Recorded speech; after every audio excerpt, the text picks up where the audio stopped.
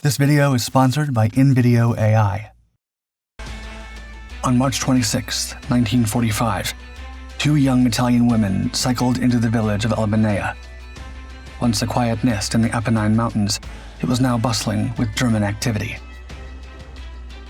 Transformed into a stronghold for the German 51st Corps, the Germans were deeply dug in, taking over the Grand Villa Rossi and Villa Calvi as their headquarters. The town also bristled with defenses, sentries at every entrance, machine gun posts behind sandbags, and patrols on constant watch. The Germans had fortified Albinea as a long-term base, determined to hold their ground against any advancing forces. The women, unnoticed in their peasant attire, scouted the area and returned to Casa del Lupo, a nearby farm, where they reported to one of the strangest teams ever assembled in World War II. Battaglione McGinty, a group of British soldiers, Italian partisans, Russian deserters, and even a Scottish bagpiper, all led by the audacious Major Roy Farran. Defying British High Command orders not to go forward with the mission, Farran issued his own orders: infiltrate the town under cover of darkness and strike at 2 a.m.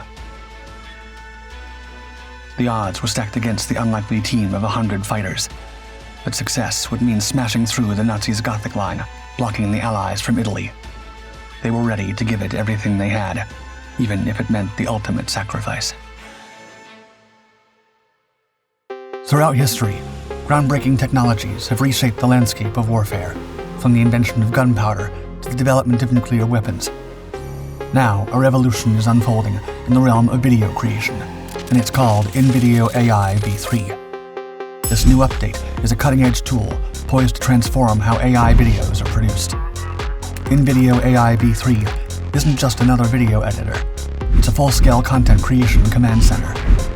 With its state-of-the-art generative capabilities, it can whip up videos on any subject you can conceive using just a simple text prompt.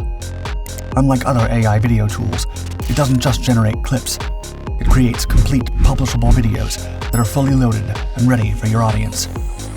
Let's put InVideo AI V3 through its paces. We challenged it to create a short video about a robot in a cyberpunk setting that wants to escape the Matrix. Here's what it delivered in mere minutes. As you can see, InVideo AI V3 means business, but that's just the opening salvo. The true power of InVideo AI V3 lies in its efficiency. Rather than having to use different tools for different functions, it can do everything itself.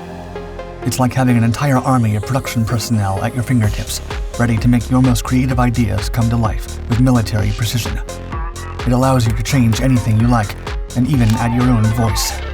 While other AI video tools are still languishing in the research phase, InVideo AI V3 is going to be battle-ready in just a few weeks. If you've yet to experience its current version's serious firepower, it's the perfect time to enlist for free using the link in the description, with paid plans starting at just $20 a month. What's more, if you use our code DARKDOCS50, you'll receive double the video creation minutes in your first month. Take advantage of this great opportunity and start your campaign for AI video domination today. By early 1945, Captain Michael Lees, a 24-year-old battle-hardened veteran of Britain's Special Operations Executive, or SOE, had carved out a reputation that struck fear into the hearts of his enemies. His comrades dubbed him the Wild Man, a title earned through daring solo missions in Yugoslavia that left adversaries reeling and superiors both awed and unnerved. Lee took Prime Minister Winston Churchill's order to the SOE to set Europe ablaze very seriously, carrying it out with intense dedication. Transferred to the unforgiving terrain of northern Italy, Lee has discovered a new arena for his brand of controlled chaos. He integrated himself with local partisans, molding a disparate group of resistance fighters into brave soldiers. The captain also wove a web of spies, including staffettas, alluring Italian women who expertly extracted secrets from loose-lipped German officers. One of these encounters led to information that would prove crucial. As World War II spiraled into its final, desperate phase, a colossal barrier stood between the Allies and victory in Italy: the Gothic Line. This final stronghold of Axis power in Italy stretched from the Ligurian coast to the Adriatic Sea, a 200-mile labyrinth of pillboxes, bunkers, and artillery positions, laced with barbed wire and peppered with minefields. the rugged Apennine Mountains amplified its invulnerability, transforming each Allied push into a bloody, slow, exhausting slog. But just as the Allied advance ground to a halt, a German officer, overeager to impress his beautiful companion, revealed to her the location of a secret Nazi command center, and she in turn revealed it to Lise. According to rumors, nestled within the elegant Villa Rossi in Bottega lay the nerve center of 5 corps and the 14th Army. Reports suggested that high-ranking Field Marshal Kesselring frequented the site.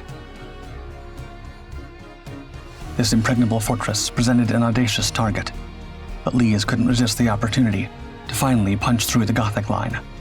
However, his irregular fighters lacked the discipline and training required for such an intricate operation. But Lise knew exactly who to call.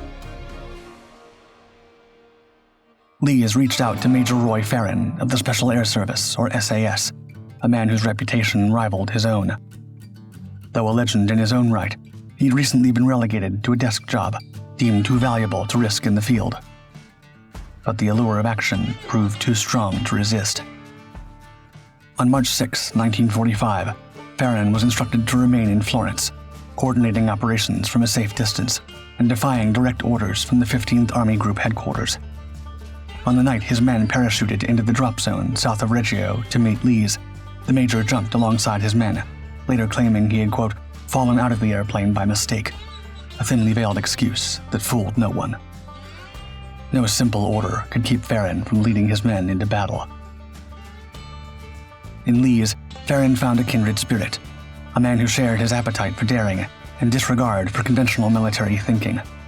The two hit it off immediately and began planning for Operation Tombola. For it, they assembled one of the most eclectic fighting forces of the war, a battalion made up of 140 Italians with a spectrum of political beliefs, 100 Russians with dubious backgrounds, and a mere 40 trained SAS men to hold it all together. This ragtag army was a sight to behold, more reminiscent of a traveling carnival than a military unit. They sported a bewildering array of uniforms: Italian, American, British, and even German, complemented by bushy beards, colorful bandanas, and an assortment of non-military hats and other accessories. Farran, with a mix of amusement and concern, noted that, quote, many had only one eye. Some of the men lacked shoes, yet all were, quote, armed to the teeth with knives, pistols, Tommy guns, and rifles. With his keen understanding of the rebel psyche, Farran knew how to motivate his motley crew. He instilled in them a sense of belonging to something greater, convincing them that through Operation Tombola, they could achieve the impossible and live to tell the tale. Under his guidance, they blended into a unit known as Battaglione Alliata, or more informally, Battaglione McGinty. The group's military capabilities, however, varied widely. Some Italian partisans were battle-hardened mountain fighters, while others, in Farran's blunt assessment, were, quote, absolutely useless. The Russians, led by the charismatic Viktor Pirogov, a former Red Army officer who had escaped from a German POW camp and adopted the more Italian name Modena, were brave and enthusiastic, yet wildly unpredictable and not at all rule followers. Recognizing the need to forge this disparate group into a cohesive unit, Farran employed his strategic acumen.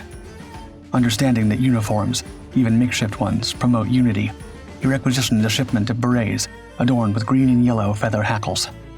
These were accompanied by badges bearing the SAS motto in Italian, Chi osa vince, who dares wins.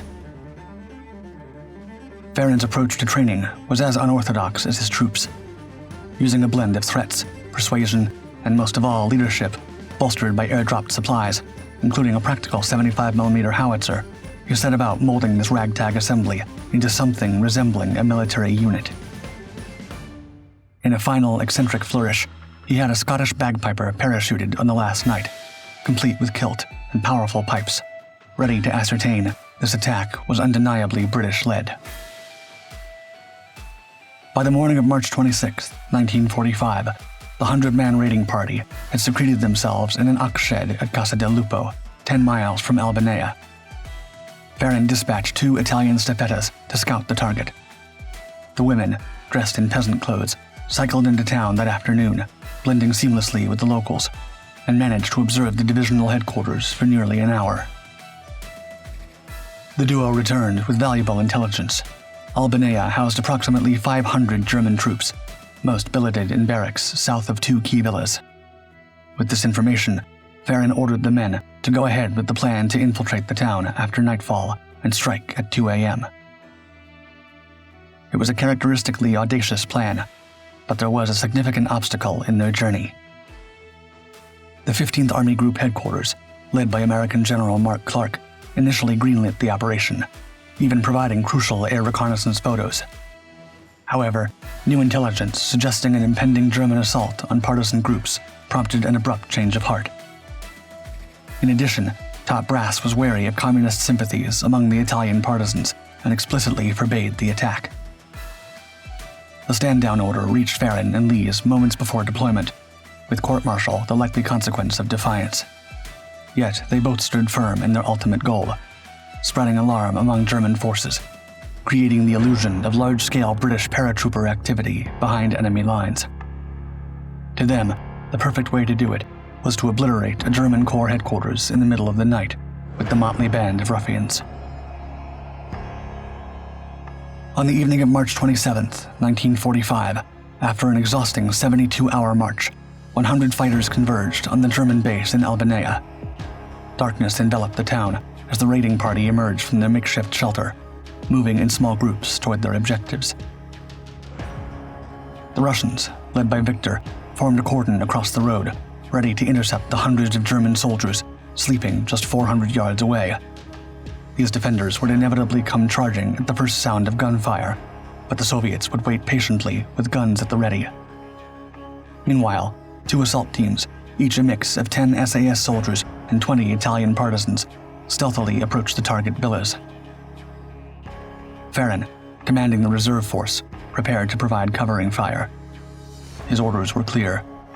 He would launch a flare after 20 minutes, signaling the retreat.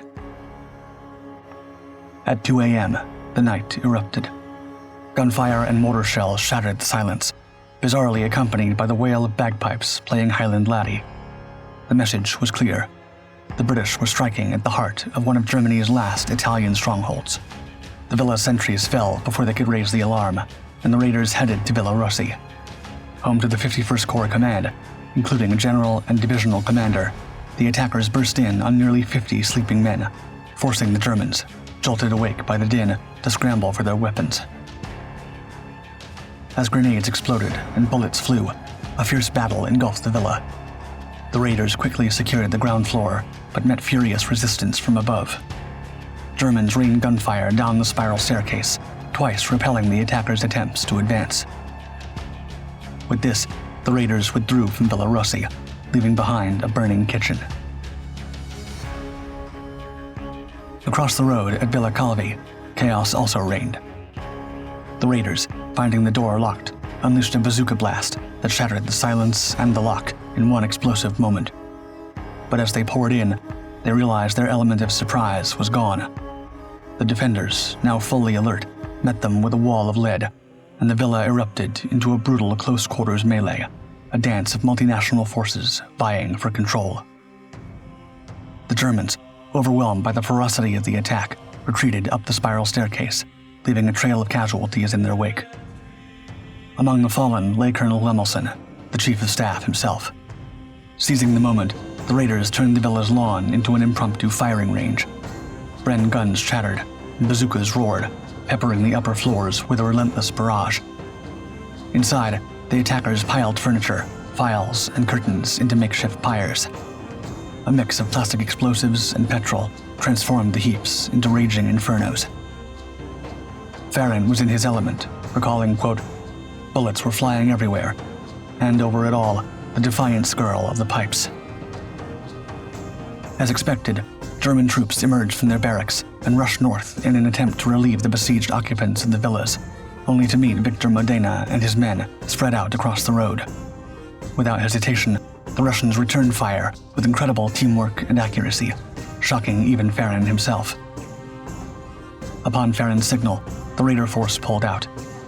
With the sun barely coming up, the burning at Villa Calvi and Villa Rossi turned the sky into a bright red. Carrying their wounded on stretchers, the victorious raiding party trudged through driving rain, fueled by benzodrine tablets. The group navigated terrain swarming with German patrols, finally reaching their base camp in the Villa Minozzo Valley after a grueling 22-hour march. Farran, his old leg wounds flaring up, had no choice but to face the embarrassment of arriving on ponyback. The partisans erupted in cheers from Battaglione Aliata, immediately launching into celebration. To the sound of bagpipes, SAS men treated their comrades to a rousing demonstration of the Eightsome Reel, a traditional Scottish dance. The attack's toll was significant. At least 60 Germans lost their lives. The 51st Corps Command Center was obliterated, along with crucial documents. Villa Calvi was demolished, and Villa Rossi was left beyond repair. The ragtag force had successfully breached and devastated a German stronghold that its occupants considered an impenetrable fortress.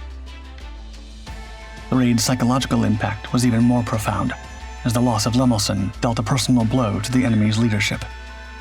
Reports filtering back to the SAS camp stated, quote, "The Germans in the whole area are now in a state of alarm." The attack blew a gaping hole in the German line, but at a cost. Lees was shot 5 times and evacuated in a stolen German ambulance. His injuries would haunt him for life. Operation Tombola's success vindicated Farran and Lee's decision to defy orders. However, their fates diverged sharply. Farran narrowly escaped court-martial and continued leading his unconventional force. Lees, despite Farran's recommendation for a military cross, received no recognition and faced accusations of insubordination. Throughout spring 1945, Farran's mobile guerrilla battalion, now bolstered with jeeps and additional equipment, continued to terrorize the retreating Germans. Thankfully, the unconventional tactics and appearance of these long, greasy-haired pirates remained the same. On April 22nd, Farran discovered a slow-moving German convoy crossing the ford at Magretta, an ideal spot for an ambush. His raiders took cover in the foothills and unleashed a devastating attack in the afternoon, causing explosions and chaos. Most importantly, the convoy ground to an apparent halt, caught in the storm like sitting ducks in the water.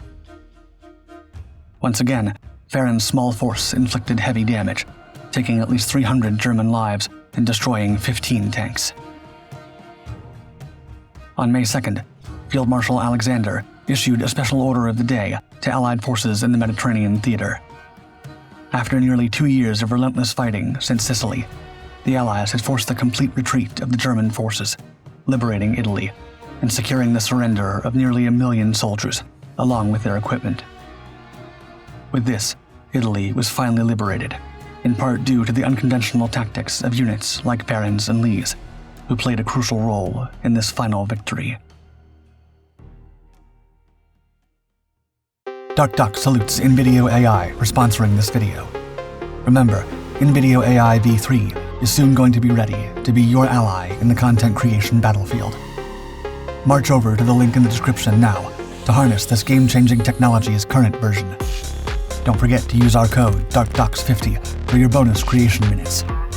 Recruit InVideo AI v3 today, and AI video victory will be yours.